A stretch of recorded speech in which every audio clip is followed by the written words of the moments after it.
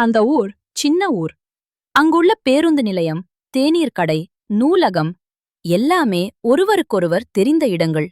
ஆனால் அந்த ஊரிலேயே ஒருவருக்கொருவர் தெரியாமல் வாழ்ந்த இரண்டு மனங்கள்தான் ஆதித்யா மற்றும் பாவனா. பாவனா ஊரின் அரசு நூலகத்தில் வேலை பார்த்தாள். அமைதியானவள், அதிகம் பேசமாட்டாள். "நீ ஏன் இவ்வளவு அமைதியா இருக்க?" ஒரு நாள் அவன் கேட்டான். பாவனா சிரித்தாள். "அமைதிதான் எல்லாத்தையும் சொல்லிடும்." அந்த பதில் அவன் மனசுக்குள்ள ஆழமாக பதிந்தது. புத்தகங்களே அவளுடைய உலகம். ஆதித்யா அந்த ஊருக்கு புதிதாக வந்தவன், பள்ளி ஆசிரியர்.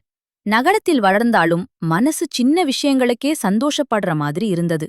ஒரு நாள் மாலை மழை திடீரென பெய்தது. நூலகத்துக்குள் ஓடி வந்தான் ஆதித்யா. "உள்ள வரலாமா?" அவனுடைய குரல் நூலகத்தின் அமைதியை உடைத்தது. பாவனா தலை நிமிர்ந்து பார்த்தாள். அந்த முதல் பார்வை. இருவருக்கும் தெரியாமல் ஏதோ ஒன்று தொடங்கிவிட்டது. அடுத்த நாட்களில் ஆதித்யா அடிக்கடி நூலகத்துக்கு வந்தான். புத்தகம் படிப்பதற்காக இல்லை, அவளை பார்ப்பதற்காக. ஆனால் அவன் அதை வெளிப்படுத்தவில்லை. அவளும் கேள்வி கேட்கவில்லை. சில சமயம் புத்தகங்களைப் பற்றி பேசினார்கள், சில சமயம் வாழ்க்கையைப் பற்றி. "நீ ஏன் இவ்வளவு அமைதியா இருக்க?" ஒரு நாள் அவன் கேட்டான். பாவனா சிரித்தாள். "அமைதிதான் எல்லாத்தையும் சொல்லிரும்." அந்த பதில் அவன் மனசுக்குள்ள ஆழமாக பதிந்தது. நாட்கள் மாதங்களானது. காதல் என்று யாரும் சொல்லவில்லை, ஆனால் இல்லாமலும் இருக்க முடியவில்லை. ஆதித்யாவுக்கு பாவனா பழக்கமல்ல, ஒரு பழக்கத்தை விட மேலே. ஒரு நாள் அவன் நகரத்துக்கு மாற்றம் வந்த செய்தியை சொன்னான். "1 மாதத்துல போகணும்." அவன் குரலில் தயக்கம். பாவனா எதுவும் சொல்லவில்லை, ஆனால் அவள் கண்களில் முதல் முறையாக பயம் தெரிந்தது. அன்றிரவு அவள் தூங்கவில்லை. அவள் புரிந்து கொண்டாள், அவள் காதலிக்கிறாள் என்று. ஆதித்யா போகும் நாளுக்கு முன் மழை மீண்டும் பெய்தது. அதே நூலகம், அதே மாலை நேரம். "பாவனா, நான் உன்னிடம் ஒன்று சொல்லணும்." அவள் அமைதியாக கேட்டாள். "நான் உன்னை காதலிக்கிறேன். பெரிய வார்த்தைகள் தெரியாது, ஆனா உன்னோட இல்லாம நான் என்ன நினைச்சுக்க முடியல." அவள் கண்களில் கண்ணீர், ஆனால் உதடுகளில் சிரிப்பு. "நானும்."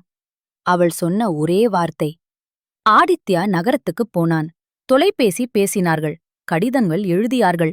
சில நாட்கள் சந்தோஷம், சில நாட்கள் தவிப்பு.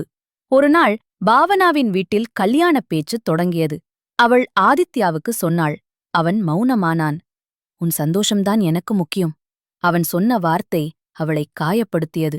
அவள் புரிந்தாள், அவன் அவளை எவ்வளவு காதலிக்கிறான் என்பதை. 2 வருடங்கள் கடந்தது. ஒரு நாள் பாவனா அந்த நூலகத்துக்கே வந்தாள். இப்போது அவள் ஆசிரியர். அங்கே மீண்டும் ஆதித்யா. அதே கண்கள், அதே அமைதி. "இன்னும் அமைதியா இருக்கியா?" அவன் கேட்டான். "இல்ல." அவள் சிரித்தாள். "இப்போ அமைதி பேசுது." காதல் எப்போதும் சேர்வதில்லை. சில நேரம் காத்திருக்கவ வைக்கிறது, சில நேரம் வளர வைக்கிறது. ஆதித்யா, பாவனா இவர்கள் காதல் வேகமானது இல்லை, ஆனால் அது நேரம் எடுத்த காதல். அதனால்தான் அது ஆழமானது. கதை முடிஞ்சிருக்கு, ஆனா கதைகள் இன்னும் நிறைய இருக்கு. அதையெல்லாம் கேட்க இந்த சேனலை சப்ஸ்கிரைப் பண்ணுங்க. உங்களோட ஆதரவே இந்த கதைகளுக்கு உயிர்.